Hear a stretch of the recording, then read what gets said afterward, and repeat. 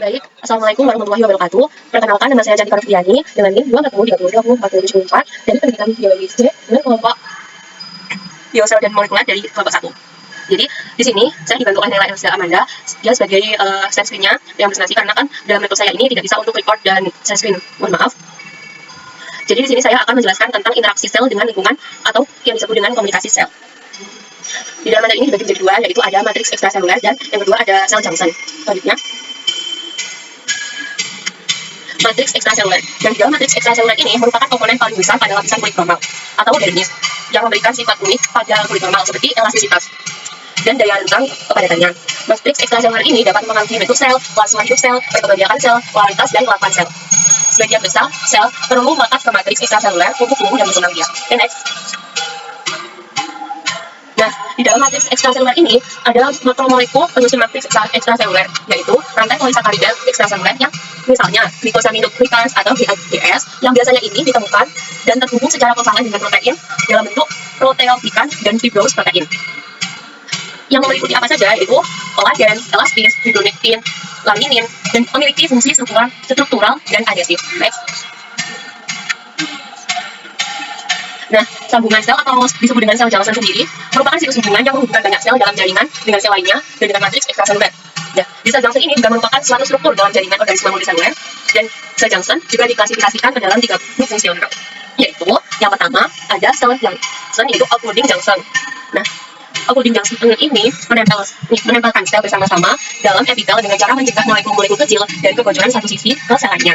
Nah, yang kedua ini ada anchoring junction, yaitu melekatkan sel-sel dan fitoskeleton ke sel tetangga atau ke matriks ekstraseluler. Nah, yang ketiga ini ada communication junction, yaitu memerantarai jalan lintasan sinyal kimiawi atau elektrik dari satu sel yang sedang berinteraksi ke sel lainnya. Okay, next. Next, line.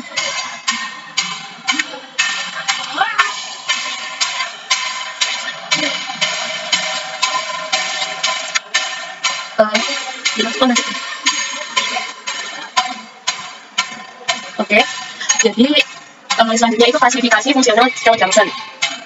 Yang pertama tadi kan outwarding junction, yaitu sambungan ketat atau tight junction yang hanya terdapat pada vertebrata atau hewan bertulang belakang. Dan septate junction itu yang terdapat pada invertebrata yang tidak terdapat tulang belakang. Dan yang kedua ini ada anchoring junction, terutama situs-situs melekatkan filamen aktin, itu sel junction, Anderes junction, sel matrix junction atau focal adhesions. Dan yang kedua itu situs-situs pelekatan intermediate filamen yang dibagi jadi dua, yaitu sel junction desmosom dan sel matrix junction hemidesmosom. Yang ketiga itu communication junction, yaitu sambungan sela atau gap junction, chemical synapsis dan plasmodesmata yang terdapat pada tumbuhan saja. Kemudian next.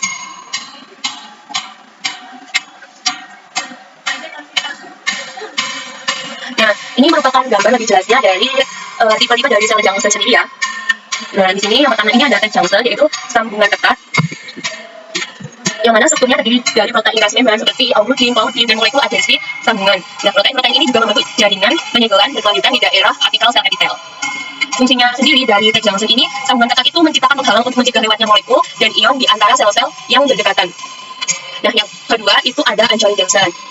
Di dalam anchoring junction ini kan dibagi menjadi 3, ada adhering junction, desmosom, dan hemidesmosom. Nah, yang pertama adhering junction ini menggunakan protein dan filamen aktin untuk mengikat sel satu sama lain, dan biasanya ditemukan di jaringan epitel. Ya, itu juga terdapat protein filamen ya, yang seperti saya sampaikan tadi. Terus pada hemidesmosom itu menghubungkan sel-sel epitel ke membran dasar menggunakan integrin dan filamen intermediate pada yang C, yang pada lingkar protein. Dan yang B ini desmosom itu ada lingkar proteinnya juga dan intermediate filamen atau keratinnya.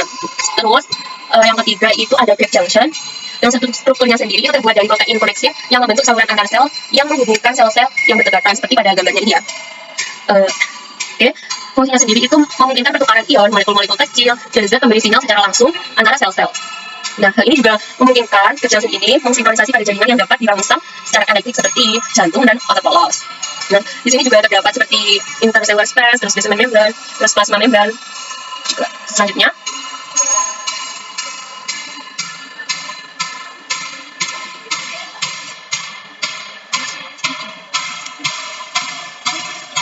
ya. Nah, di sini juga dijelaskan ya lebih jelasnya outwarding junction atau tight junction. Itu fungsi outwarding junction atau tight junction sendiri itu menghubungkan sel epitel yang satu dengan sel epitel yang lain. Yang bagi sel ada 2 domain, yaitu domain apikal dan basolateral, serta mencegah protein membran di domain apikal sehingga bergerak ke domain basolateral, dan juga mencegah ruang antar dua sel serta mencegah lalu lintas molekul ruang antar sel. Nah, Ridge junction ini merupakan overlapping junction yang penting dalam mempertahankan perbedaan konsentrasi molekul-molekul hidrofil kecil di seberang lembaran sel epitel. Seperti itu. Untuk selanjutnya, ini gambar dari Ridge junction ya. Oke, di mana di situ terdapat Ridge junction sendiri, terus seperti ini gambar ya, terus terdapat plasma membran yang di atasnya, terus intercellular space dan basementnya. Nah, basement membran ini adalah membran basal yang lapisan di bawah sel epitel yang memberikan dukungan sirkular dan membantu menempelkan sel-sel epitel. Seperti itu. Terus juga terdapat nukleus ya di gambar tersebut. Nah, Ridge junction sendiri itu dibentuk oleh protein-protein junction seperti claudin, angiotin, dan junctional adhesion molekul junction. Protein-protein tersebut itu saling berkaitan dan membentuk struktur interlocking atau mengunci satu sama lain. Seperti yang diperbesar di bagian kanan gambar ini ya. Ya, tuh. Terus yang intercellular space ini ruang antar sel yang di area Ridge junction yang sangat kecil karena adanya protein penghubung yang saling mengikat erat seperti itu. Oke, selanjutnya. Nah, yang selanjutnya itu anchoring junction. Anchoring junction ini menghubungkan sitoskeleton suatu sel ke sitoskeleton sel tetangganya atau ke matriks ekstraseluler. Anchoring junction ini tersebar luas dalam jaringan-jaringan hewan dan paling melimpah dalam sel jantung otot dari epidermis. Fungsi anchoring junction sendiri itu menghubungkan sel dengan sel dan menghubungkan sitoskeleton dua sel yang saling berdampingan, serta menyatukan sel dalam satu kesatuan sel yang kokoh dan menghubungkan sel dengan matriks ekstraseluler. Selanjutnya, nah yang selanjutnya ini adalah gambar dari atau bagian dari anchoring junction sendiri. Ada digestion, desmoson, dan focal adhesion. Nah, di dalam anchoring junction ini ada protein penghubungnya ya. Yang ini kadarin dalam protein sebagai protein penghubung. Terus filamen yang terlibat itu adalah filamen aktinya. Nah, fungsinya itu menghubungkan salah satu tanggas melalui protein kadarin yang berinteraksi dengan filamen aktif di dalam sel. Sumber ini membantu mempertahankan integritas jaringan epitel. Terus selanjutnya, desmoson.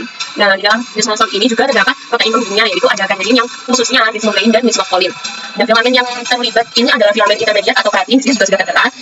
Dan juga fungsinya dan itu memberikan kekuatan mekanis pada jaringan dengan menghubungkan filamen intermediat antar sel melalui kadarin atau protein penghubung tadi. Nah, struktur ini penting dalam jaringan yang mengalami tekanan mekanis seperti kulit dan otot. Seperti itu. Ini gambarnya. Terus pada hemidesmoson atau ini ya yang di bagian bawah, ini memiliki protein penghubung juga non protein integrin.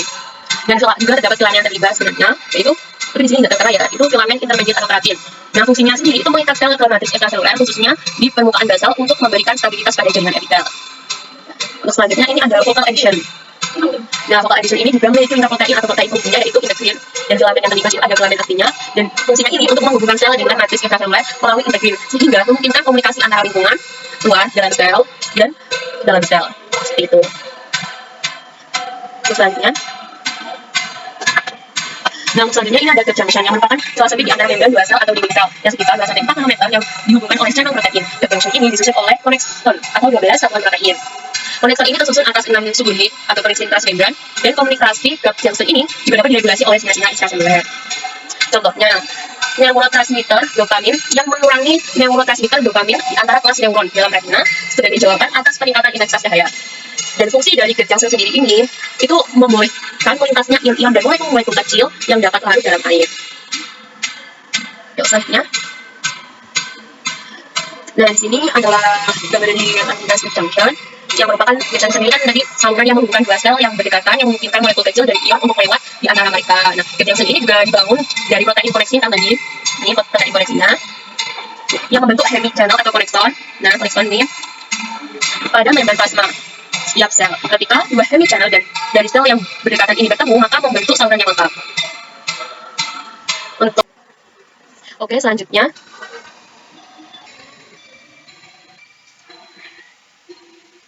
Selanjutnya ini ada komunikasi sel, yaitu sel-sel dalam rangka seluler saling berkomunikasi. Komunikasi sel ini menggunakan molekul sebagai sinyal. Molekul-molekul ini antara lain protein, peptida, nukleotida, asam amino, steroid, dan beberapa lipid. Molekul-molekul ini ada yang terdapat pada membran atau disekresikan melalui eksositosis. Oke, selanjutnya.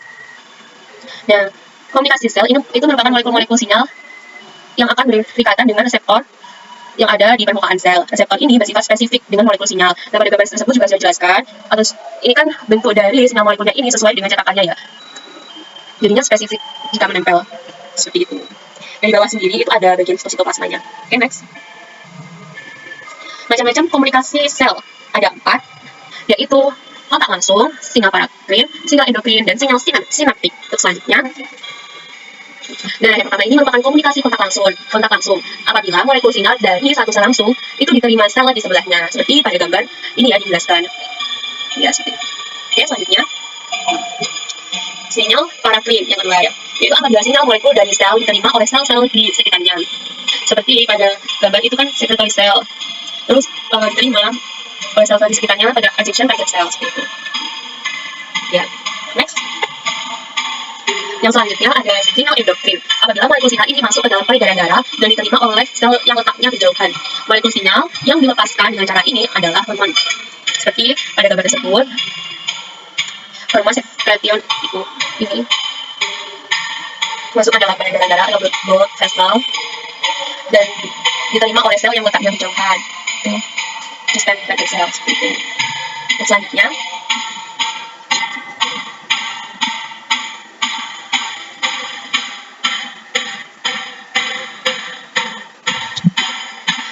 selanjutnya ini kan sinyal signatik yang merupakan cara komunikasi sel saraf dengan sel lain yang jauh letaknya. Sel saraf yang panjang akan melepaskan neurotransmitter ke sel target seperti yang sudah saya jelaskan sebelumnya.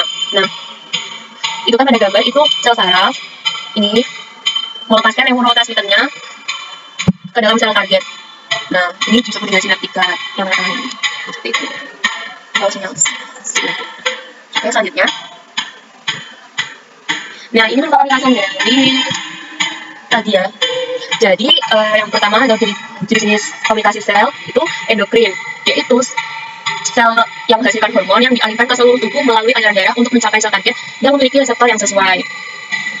Nah, seperti pada yang di gambar umum. Dan yang B itu parakrin. Itu sel pemberi sinyal atau signaling sel. Itu melepaskan mediator lokal yang mempengaruhi sel target di dekatnya. Nah, mediator lokal ini terus sel lokal mediator semua mempengaruhi sel target di dekatnya pada sel ini ya. Terus untuk selanjutnya itu ada sinaptik atau neuronal, yaitu ketika neuron itu mengirimkan sinyal listrik sepanjang aksonnya. Nah, ketika sinyal mencapai ujung akson, itu sinyal tersebut memicu pelepasan neurotransmitter yang melintasi sinapsis ini dan berikatan dengan reseptor pada sel target dan berikatan ya pada sel targetnya neurotransmitter. Oke, yang terakhir itu kontak dependen atau bergantung pada kontak. Sel pemberi sinyal atau sinyal sel ini memiliki molekul sinyal terikat membran yang berikatan dengan atau membran sinyal molekul ini berikatan dengan reseptor pada sel target yang berdekatan ini ya, atau kontak tidak bergantung pada kontak. Oke, selanjutnya. Nah, komunikasi sel pada organisme multiseluler dan multiseluler. Komunikasi pada organisme multiseluler yaitu antar organisme sel dalam organisme tersebut. Nah, komunikasi antar sel ini bagaimana sel menginterpretasikan sinyal yang ada. Komunikasi sel ini juga melalui beberapa tahap. Beberapa tahap perubahan bentuk informasi pada tahapan penyampaian sinyal ke target sinyal transduksi. Selanjutnya,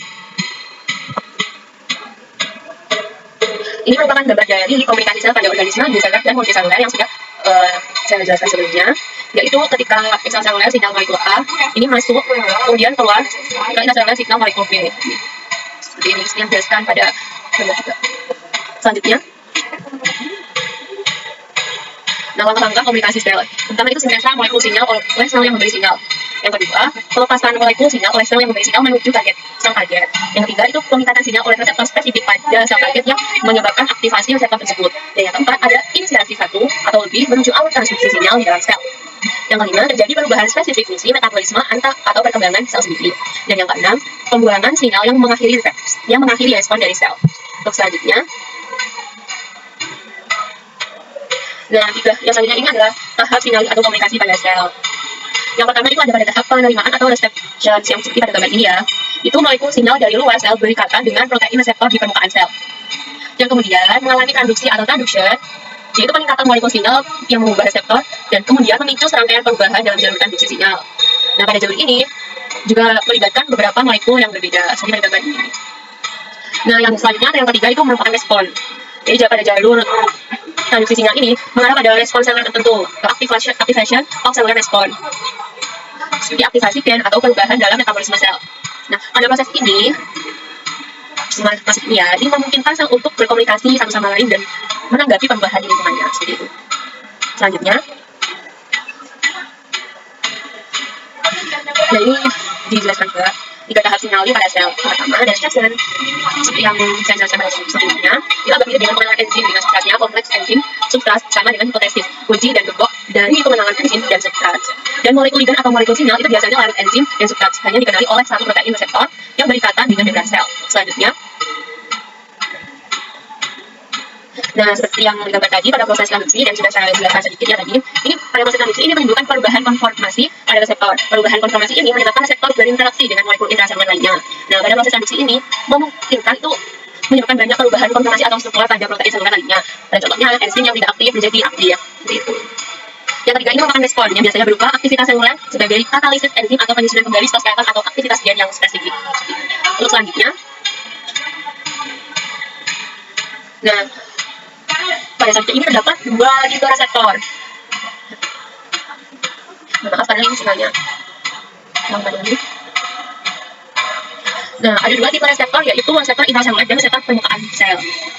Pada reseptor intraseluler ini ada yang lambat atau mengubah ekspresi gen dan cepat mengubah fungsi protein. Contoh, reseptor intraseluler yang cepat adalah sinyal gas nitrat oksida yang berikatan secara langsung dengan enzim di bagian dalam sel target. Seperti itu. Untuk selanjutnya, ini reseptor di dalam sel atau intraseluler. Pada reseptor ini terdapat di dalam sitoplasma atau inti sel. Sinyal molekul akan terikat dengan reseptor ini. Pada contohnya, testosteron. Ini biasanya terdapat pada laki-laki ya. Yang pada testosteron ini yang berperan dalam mengontrol karakteristik jenis pada kelamin pria. Seperti pada gambar di samping, ini menjelaskan tentang bagaimana hormon steroid seperti testosteron tadi bekerja di dalam sel yang langkah-langkahnya, yaitu pada hormon steroid, hormon testosteron itu melewati membran plasma, yang kemudian testosteron itu berikatan dengan protein reseptor di sitoplasma dan mengaktifkannya. Ya, yang berikutnya itu kompleks hormon reseptor itu memasuki nukleus atau inti sel dan berikatan dengan gen yang spesifik. Nah, pada saat itu kan juga protein yang terikat bertindak sebagai faktor transkripsi ini menstimulasi transkripsi gen menjadi mRNA atau messenger mRNA. Ya, mRNA itu ditranslasikan menjadi protein yang lebih spesifik dan menjadi protein yang reseptor untuk hormon seperti testosteron ini pada keseluruhan itu dapat ditemukan dalam sitoplasma atau sel dan sinyal molekul akan terikat dengan reseptor ini seperti itu. Oke, selanjutnya. Nah, ini juga dijelaskan ya, reseptor permukaan sel, reseptor membran, reseptor membran. Itu merupakan reseptor yang tertanam dalam membran plasma sebuah sel, dan mereka bertindak dalam persinalkan sel dengan menerima atau mengikat molekul ekstraseluler. Reseptor permukaan sel ini merupakan protein integral membran khusus yang memungkinkan komunikasi antar sel dan non ekstraseluler.